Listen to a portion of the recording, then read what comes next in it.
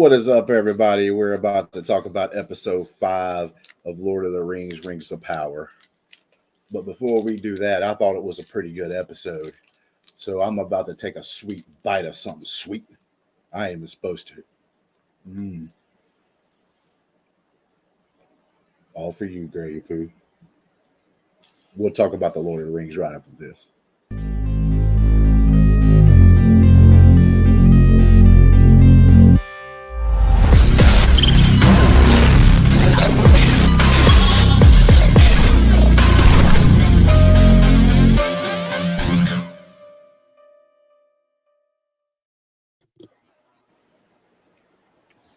That was What is quite the Justin.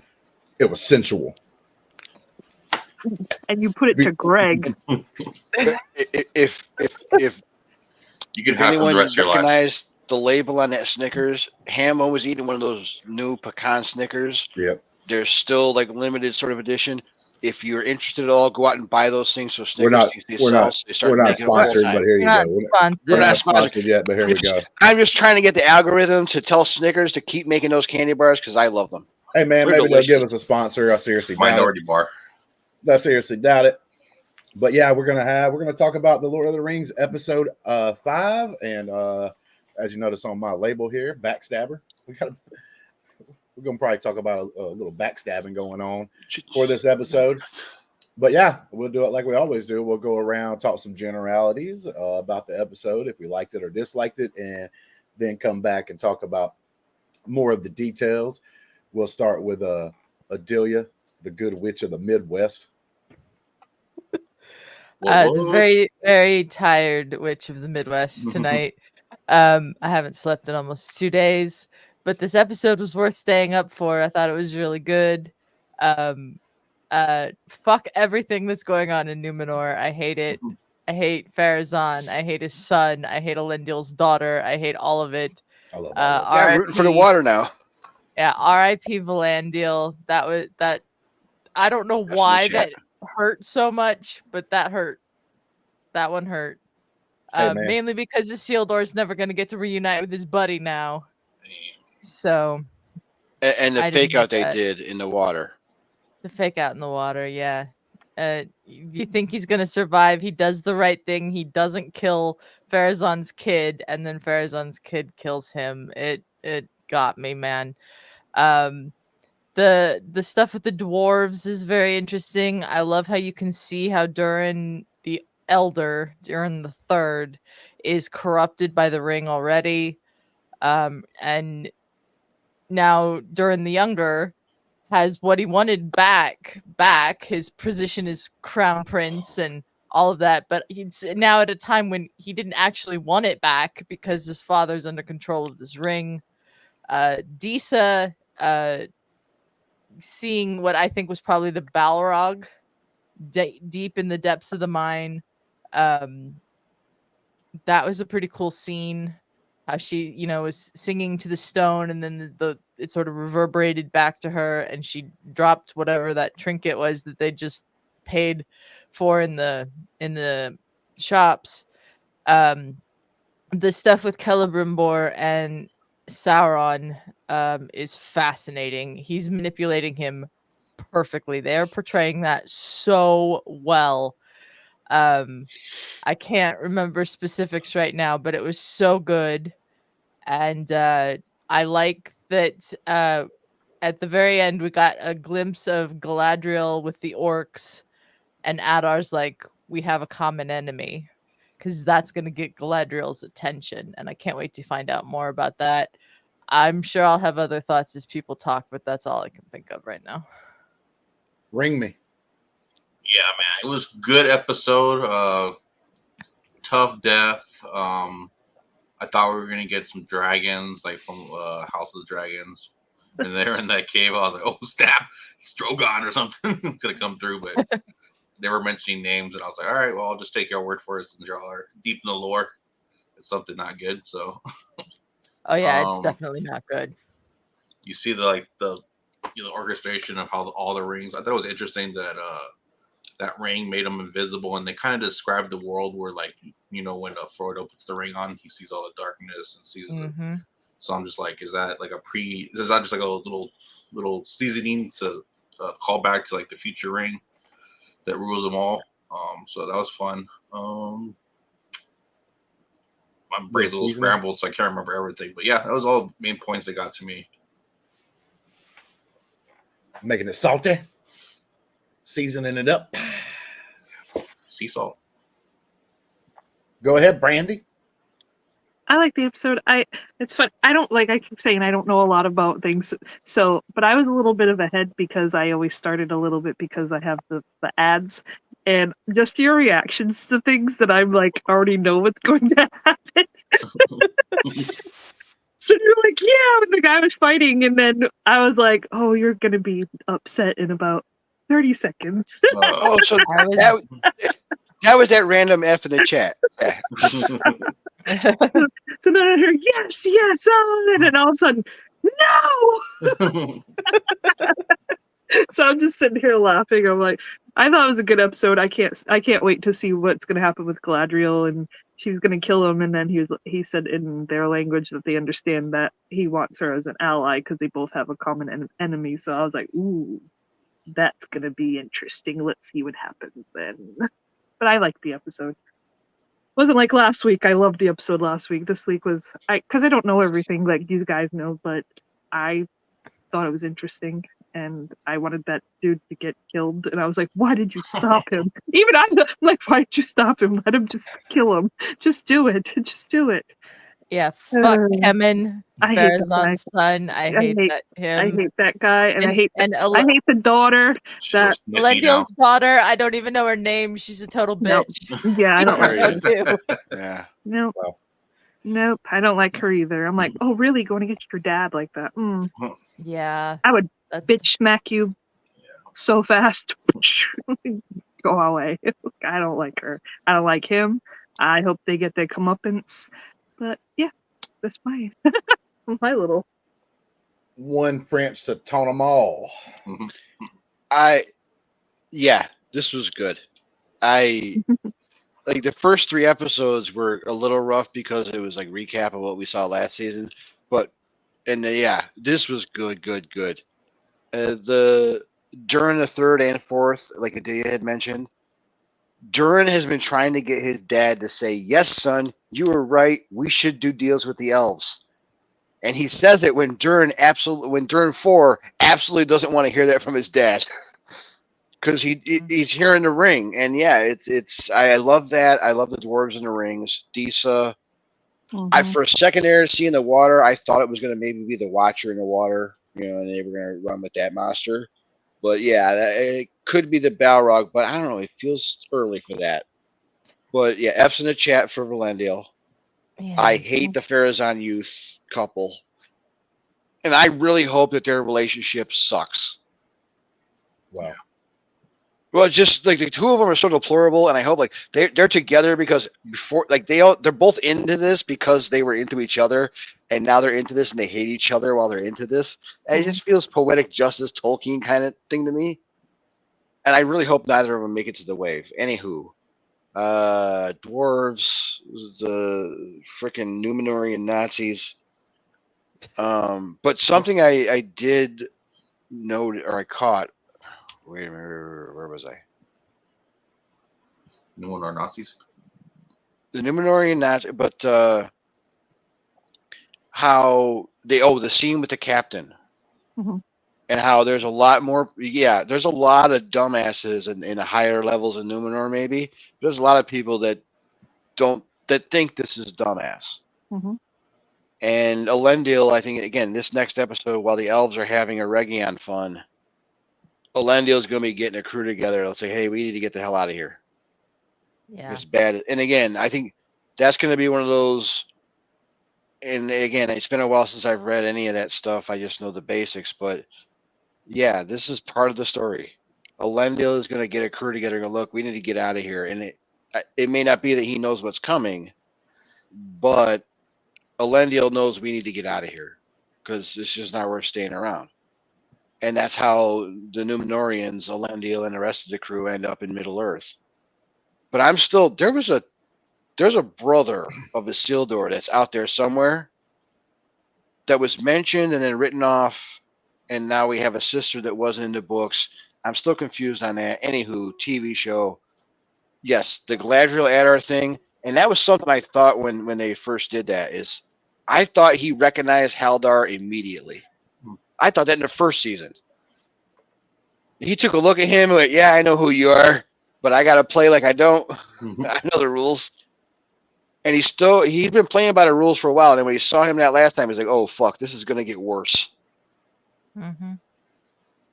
Well, And some of the beautiful Anatar stuff, the double meaning, he's talking about, the people in Mordor, they're still suffering. Yeah, the orcs are suffering, but because they still haven't finished fucking up Mordor. And Sauron's going to fix that. But at Anatar, you're seeing him talking like that, and it's just so many double meanings in some of the dialogue. It's beautiful. I love it. Sorry, I'm rambling. No, it's all good. But another ad placement here. Red Bull gives you wings. We do not have ad placements. Stop. Caca. Come on, Greg. Caca. You know what I'm saying? We flying around. But with that being said, no, I'm gonna be the downer on here because y'all didn't like that dude. You know what? Backstabber team I'm on. Listen, when your dumbass gets in a position like that, I'm not saying he should have killed him, right? Because maybe you're a better person. You know what I'm saying?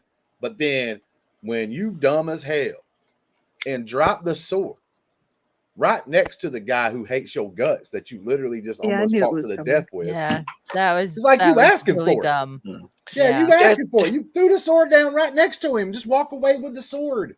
The worst case if that happens is you're going to get punched. So you know what? My man deserved it. All right, he's gone. He's dead. Valandia, that is one of really that is an almost meta level of Valandia's character in that moment. Is he's so noble. Yeah, he dropped his sword. He did the right thing. He couldn't think that Kenny can't clap with just one active arm is going to be so fucking deceitful after getting his ass whooped. He's going to grab the sword I just dropped that I didn't cut his throat with and stab me in the back with it. Because I'm too noble to think that anybody would do that. Nah, man. See, here's how it goes, bro. You're right. That was a clever little saying right there. Oh, can't clap. But that don't mean he can't stab. You ain't got to clap to stab, okay? But so I was as soon as he turned his back, I thought that in me. I mean, don't turn your back on him. He's still got one arm. He they bit did that the classic dust. pose where they're like looking at each other. You're like, man, this would be a good time. He bit the dust. And I'm going to say this right here, right now. French, you had a good point too. I think you're right. And I think this is one of those things where I think the leaders of the show tried to go and take the first few episodes. And I think they were trying to make things either more interesting, maybe even fix some things that maybe some people didn't like. Because I'm going to say the viewership for the second season isn't reaching what the first season got, like as far as a lot of people starting off and stuff. I think some people were disappointed for the first season. And I actually hate it for them a little bit because the first 3 episodes I actually enjoyed more. I've said it's been better than the first season. And like I think they did kind of like go and do some things and make it a lot better, make it seem, like the story to me is a little more interesting in this season so far. I think this episode is the best episode that they've had on the thing so far, even though there wasn't like a crap ton of action or whatever. There was some pretty good storytelling, I thought, in here. Nothing to really say anything about. But and the only like negative thing I'm going to say, period, about this episode, but it's really not this episode's fault. It's really this whole, you have a grand story to tell, but we're going to try to tell it in 8 episodes. I think that like even the House of Dragon, the second season right here, could have probably used another episode or 2 on it as well.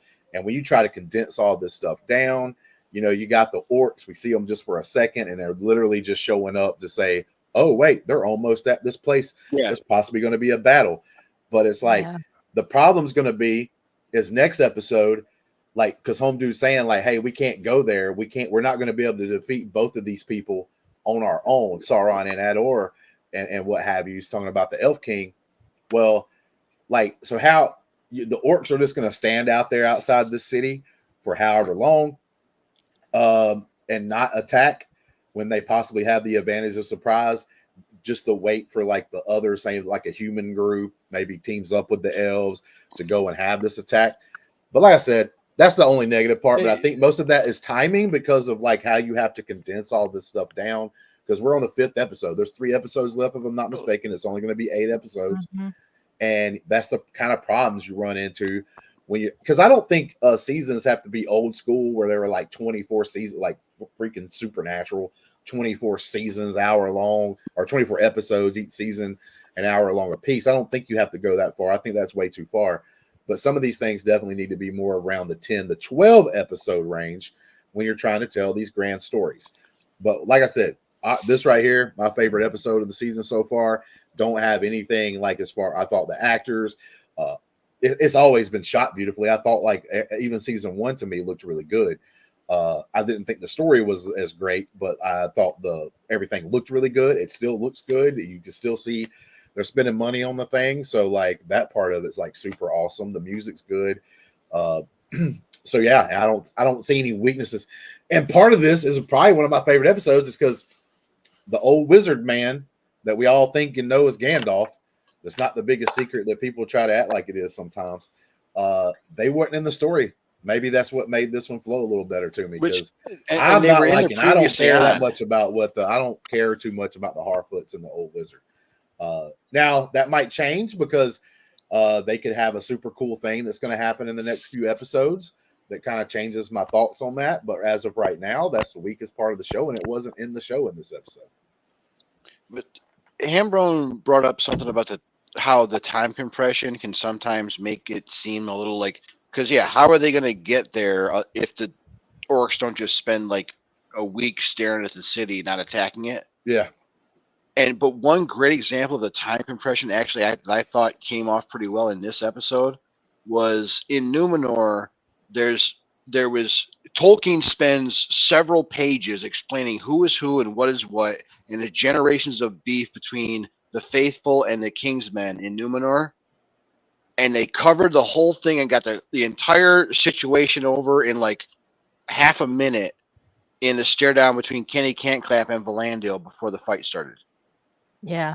And you knew exactly which side was what, why that beef was there. We didn't need a bunch of forever, never ending backstory. We knew why these people didn't like each other. Let's move on with the plot. We know where this is going. And I think as far as like tacking into the lore, that was a great, and again, it was a very short scene, but it packed a lot of lore into very little, into characters that we loved and or hated. And off we go. Let's have an action scene and move on with the plot. You can do stuff like that, French, but like that particular scene you're talking about, I felt like was done very intelligently and it was done very well. Whereas a lot of times though, you have problems because you set stuff up. It's like that would be the running joke or a meme that could be, it is according on what happens in the next episode, correct? Like maybe the orcs do actually do something or whatever, and we're not just waiting for the elves and humans or whoever and the dwarves to get together to help fight. It is the siege of Eregion, so it's not going to be over immediately. They're going to surround it for a while. They're close to Eregion, but they're also not close to Eregion. Walking on all that distance on foot, that's going to take a minute. They're close enough that the elves in Eregion are noticing that, hey, there's some orcs coming. You do have a little bit of time because, like, if I'm not mistaken, the orcs can't just go out in daylight, right? Don't they have to have like there is that. Yeah, so like that will buy some time. Like I said, it's according on how they do it. I'm not gonna like sit here and like super prejudge anything. I'm just saying the problems that you can have, and something that I noticed with that, because that could be a big meme, like what the orcs be doing, like like hanging. What are they actually doing at that part? And we'll find out. But like I really love this. I like this season. Like I think it's way better than the first season.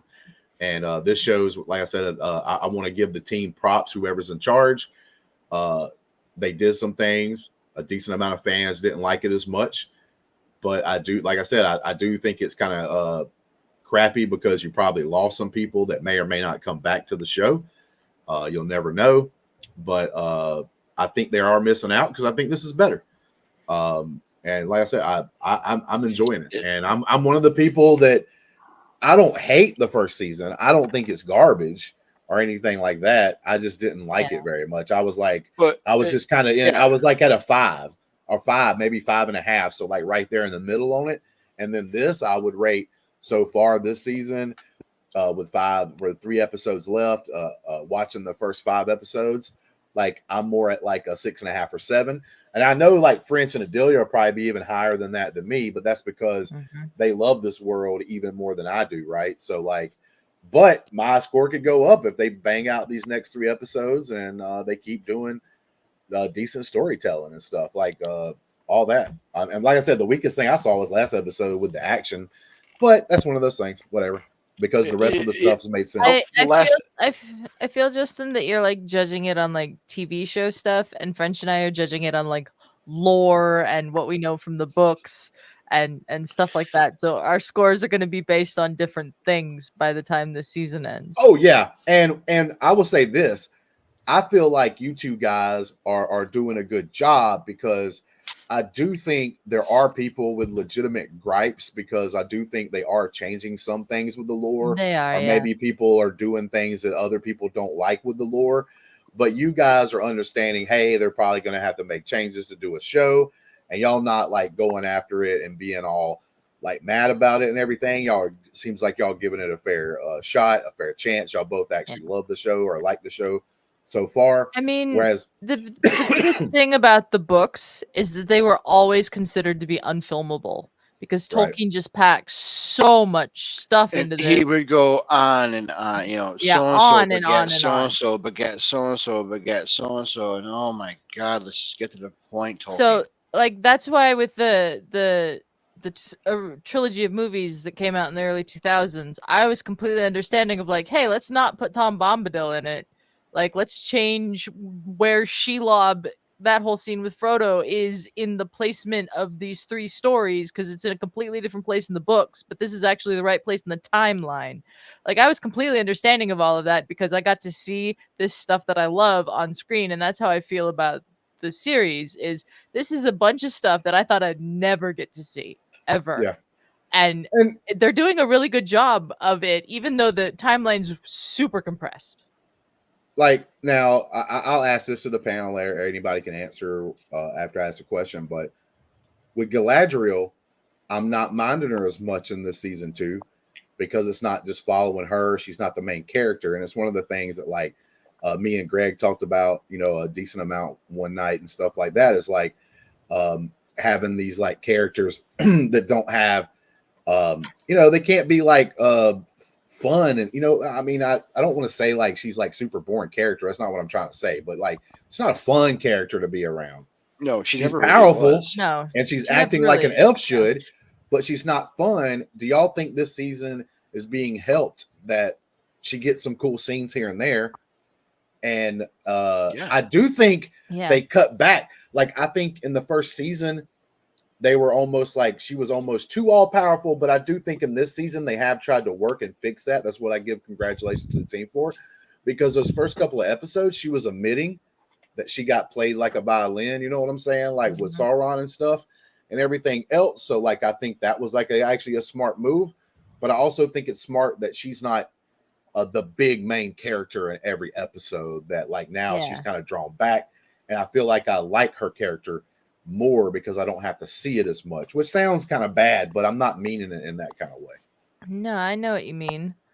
I sort of feel like Celebrimbor has sort of taken that Galadriel role from season 1, because he's the one being manipulated by Sauron this season.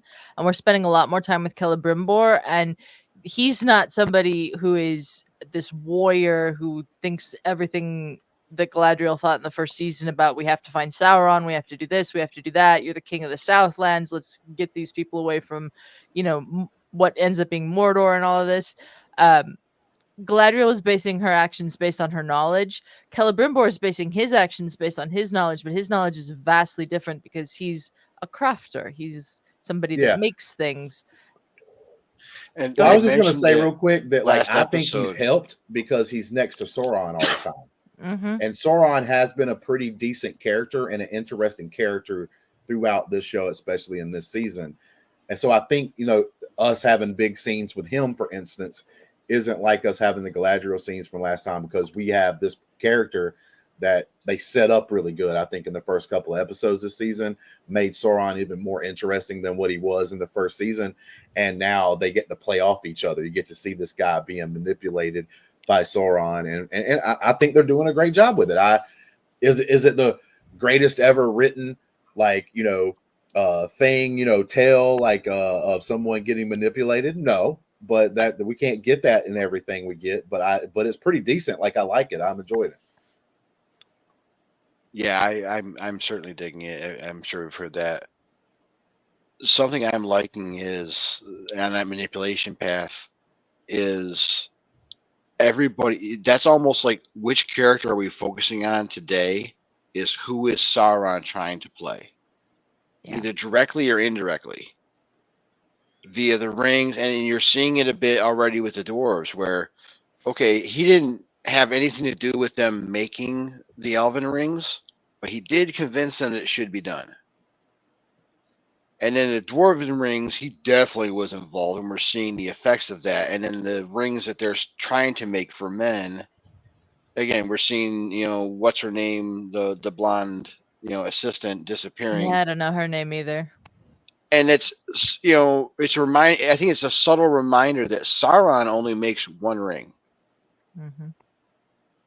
And that's kind of like my question is in the back of my brain is, are we going to see that this season, or is that like the beginning of next season? When is Sauron going to make that one ring? Because I mean, the 9 are going to get made this season. We're seeing that coming. They're going to do it. Well, I look at that one scene that you're talking about, like when they're trying to make the ones for men, because he's already kind of talked them into it and stuff. And then you had the blonde lady like do the disappearing act and almost try to kill people, it seemed like, or whatever, because she didn't know what was happening. Oh, she was seeing something she was trying to kill him. She was trying to kill Sauron. When she put that ring on, not only did she like the world go, I think she saw Anatar, at least in some way, for what he fucking was, and that's why shit was flying through the room at his ass. It might be, and that could be it. But whether no matter however it was, she is really trying to whack Sauron in the head with it. Yeah, and it might be 100% that way or whatever. We just didn't get to see her like point of view. But with that being said, I think Greg brought up a thing accidentally earlier, man, putting the season in. I think a fresh one. I think Sauron was helping make those rings, and he went a little too much dark pepper, you know what I'm saying, and made them a little too bad, right? Because the whole point in this is not to make a person put on a ring and make them like evil right off the bat, right? Or make them go like completely crazy right off the bat. It's because that would be too obvious, right? Like, so if they're making these rings and someone slip one on and they go into some kind of dark resonance or become evil themselves almost immediately, then you're caught. The whole point of this is to do these rings.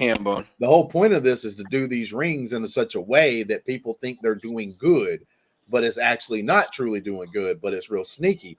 So what I'm saying is maybe that first batch Sauron did a little too much, and now he knows he's got to pull it back a little bit, possibly. No, because he wants the rings for men to be worse than the rings for the dwarves. Yeah. Well, so do you think the reason why she acted that way is because she's an elf, and that a human wouldn't have like went that hardcore right off the bat? And that could be it. That could be part of it, Hambone, for sure. Yeah. I mean, although I would think the humans would be weaker, so like I would think the humans are definitely going to be much more easily corrupted than the elves and even the dwarves. We see in the Lord of the Rings movies the 9 kings who get those rings. They're the Nazgul by the time of Lord of the Rings, so they fall deep into Sauron's stuff. It'll be interesting to see who those kings are and how that happens, but I think that's next season. I think this season is just making the rings, getting them done, and then the orc attack in Eregion. But go ahead. I was just gonna say I thought you was done, but I was just gonna say that I'm about to get super nerdy. I wish a group would get together and do a show like this, whether it be Amazon, maybe even Max, because I think Max is knocking it out of the park. I can't wait to see the Penguin. I didn't think I was going to even think about watching the Penguin, and I don't think the Penguin comes out too long from now. And like the stuff I've seen, it's like kind of almost got me excited for it. But the super nerdy part is Dritz de Orden from the Dungeons and Dragons lore, which would be really similar to this. And I love the way that Amazon's put the show together and the way it looks. if they could do a super cool story about that character and like D&D, I think it would be super awesome. I think it would be kind of popular because D&D's garnered a lot of like popularity over the last 10, 15, maybe even 20 years, even more than when it was first started. And I was just thinking about that, and I just think it would be really super cool. But that's my big nerd moment, because some of you don't even know what the heck I just said. So No, Yeah, I I don't. mean, I don't have a clue. I recognize Dungeons and Dragons. Beyond that, Yeah. fuzzy. I do want to say though that I don't think Sauron has put too much into the Dwarven rings, because they're supposed to start making the dwarves be different. More dwarvy. Yeah, delve deeper. Release what we know is beneath that mountain in Khazad-dûm, which is the Balrog from Lord of the Rings. now, is the Um, Balrog going to be and- coming out here actually fighting? You know what I'm saying? Like, is that part of the lore? I don't Is that part know. of the We story? saw the I think- Balrog like come into existence at the end of the first season with that leaf that drifted through He the. woke up. Yeah. He woke up. He's obviously awake down there because of what happened with Disa in this episode. I don't know yet when we'll get to see him wreck that mountain, because he's going Right, but to. I mean, is he supposed to do that in the lore? Or is this going to be something they're just Oh, kind of yeah. adding? Oh, yeah. No, this The is very much part of the The lore. orcs help, but yeah, that's the name of that Balrog is Durin's Bane. Yeah. So That's why Thorin and his crew, they were at the Lonely Mountain and they were the last sons of Durin, because this is because of the Well, Balrog chasing sorry, them out. guys, for the guys that lasted this long in this review, because we probably just got a little spoiler action going on there. But hey, that is what it is. This story's been around for like hundreds of years, it seems like, anyway. And like, it's my fault I didn't read it. You know what I'm saying? It's kind of all of our No. fault. Well, for like not reading it. that's part of the fun of this show. I is actually that read the even- Lord of the Rings like series and even the Hobbit book, when I was younger and stuff. And I Yeah. enjoyed the books and everything, but I never got so deep into it that I wanted to read. What is it called? There's like another The whole like, appendices and the Silmarillion is appendices, the basically what Silmarillion they're is pulling the all big of one, this yeah. from. now, from what I understand, I had to double check on it. I don't know if Amazon actually has the rights for the Silmarillion, and I think that's why they have to change a couple of things, is what I I've think heard. you're right about that. And that's some of the issues they're having with the show. But like I said, I think they're putting stuff together better Yeah, here. but that's a very curious thing, because it's like, oh, well, so and so has rights to this and this, but not this or that, and then so and so has rights to this and that, but not that or this. Yeah, seems like Warner Christopher Brothers still Tolkien has is the attached film to rights to all of everything. this. Yeah. Yeah, Christopher Yeah. Tolkien's in charge of it all. I don't know what the Silmarillion rights are. It's very interesting. When you see the credits, when the intro with like all the sand stuff that we sit through every episode, Yeah, it we were says joking in there about that it's based on the Lord of the Rings and the appendices. It does not say the Silmarillion. Yep. So Because I think don't think they it's, have the like, rights. ahead And of somewhere. Yeah. I guess like the Tolkien guy that you're talking about, I guess that's one of And- his grandsons or something like that. But like he obviously somehow doesn't have complete rights to the Tolkien like thing. He must only have limited access to some of it and not all of it, because you never know. Like there's some kind of film company or something that might own Yeah. the similar. The rights were Silmarillion. definitely all sold off at some point. I don't know how many of them Christopher Tolkien's actually gotten back.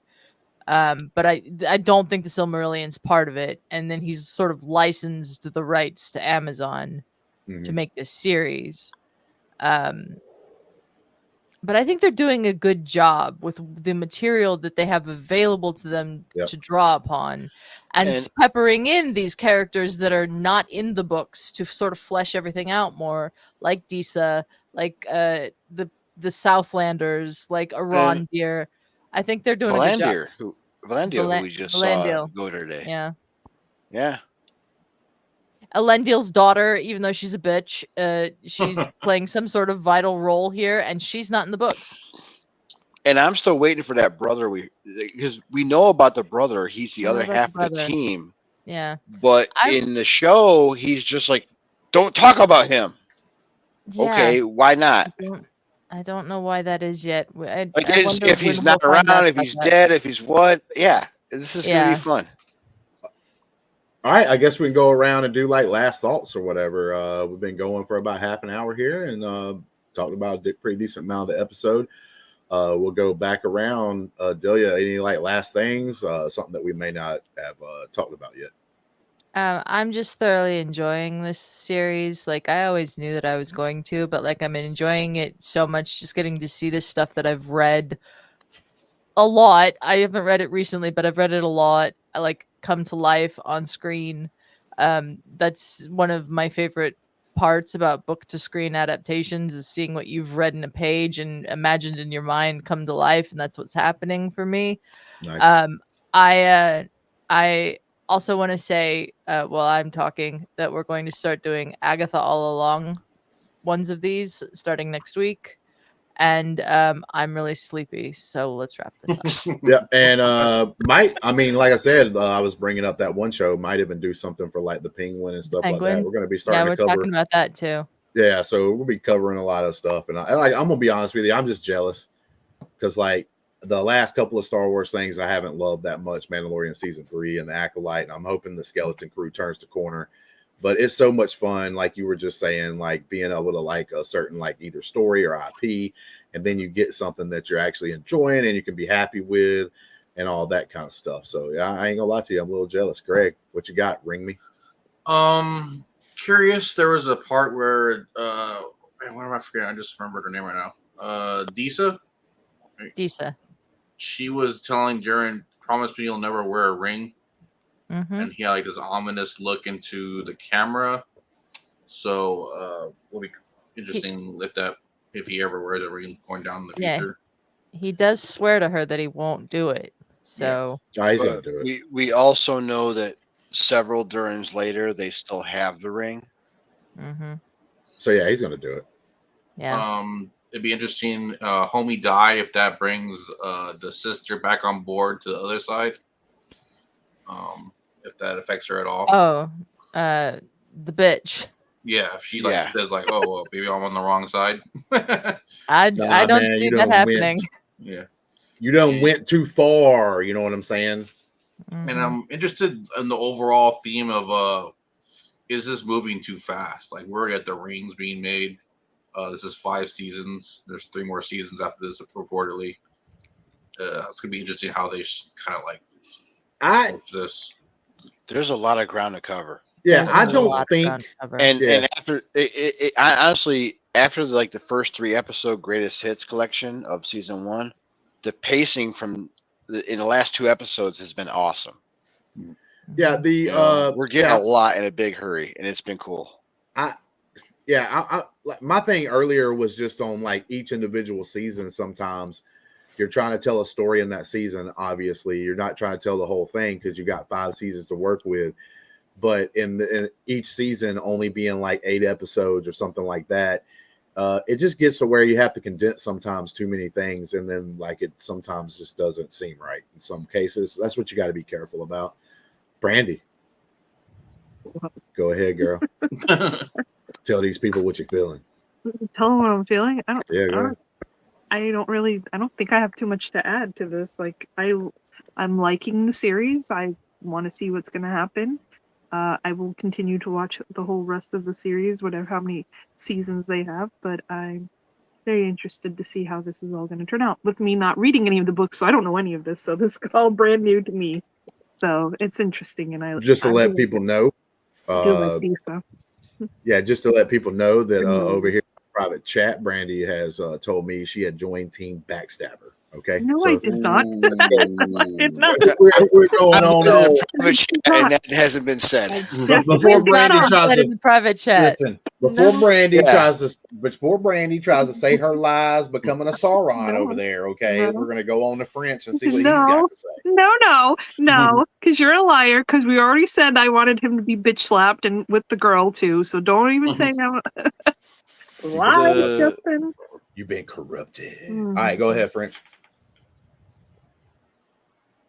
In the lore, the Siege of Eregion is one of those big deal moments in the story of how the rings became the big deal that they were in the Lord of the Rings. And this is Tolkien just like writing backstory for himself before he wrote the book. And now we're like seeing that in an awesome way. And I think when those orcs came over the hill and that's what they saw in front of them, I was like, yeah, okay, here we go. And I'm thinking the next 3 episodes, we're gonna have some action with them. We're gonna catch up with some Harfoots. Sauron is gonna Sauron. And oh my God, is he? Yeah, he's delightfully manipulative. But we're ready to go. It's getting to the good part, people. Yeah. This is getting to the good, and knowing the story, because we got 9 more rings to make. Maybe we give them out or not, and then homie's either going to make his ring or we're going to have to wait another few seasons. I'm loving this. I want more. This is going to be a long week waiting for the next one, and yeah, more Sauron. I do love Charlie Vickers, and there was a line in the show when the blonde assistant who's been flirting with Anatar is talking about what she saw with the ring on, and this figure cloaked in flames with eyes, merciless and eternal. Great line. And a lot of the screen caps that Amazon is using to promote every episode to me has got Charlie Vickers staring right into the camera. And I realize now, yeah, that is the look in Charlie's eyes. Merciless and eternal. That is the character that Sauron has been on paper for 90-some years now. We're seeing that, and I am loving it. Well, Charlie just like Vickers Adelia, is killing it as Give me as more, Sauron. give me more. well, look, just like Adelia just said, she doesn't want this episode of our show to be 90 years long. So we out of here faster than that Valyrian dude died after he got stabbed in the back. See you next week. His name was Valendil. I'm from Alabama. Give me a break. Yeah. I won't obey. For Cannot tell me what I cannot say. I'm here to last, so yeah, I'm here to stay. I was still stuck in house. I'm